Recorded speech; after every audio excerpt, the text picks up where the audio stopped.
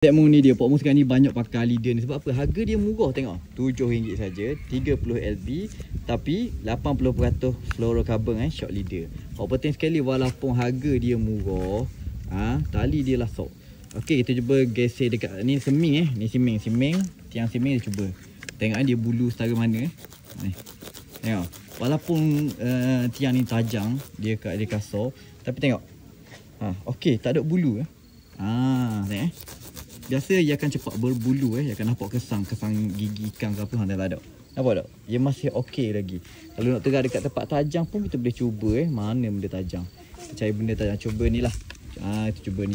Benda apa nama dia ni? Penyodok ke apa? Kita cuba tengok tajam Kalau pisau confirm putus. Jangan cuba pisau, cuba besi. Okey. Tengok. Tengok besi Cuba buat kuat sikit.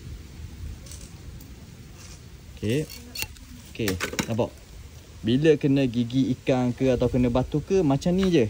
Macam ni je kesan dia. Tak ada siapa putus lah. Kalau kena pisau tu confirm putus. Okey, siapa nak beli leader murah RM7 je, boleh check dekat Habis Kuning. Beli cepat sebab stok dah banyak dah, limited. Lepas habis, toke dia kabur dah keluar dah model ni.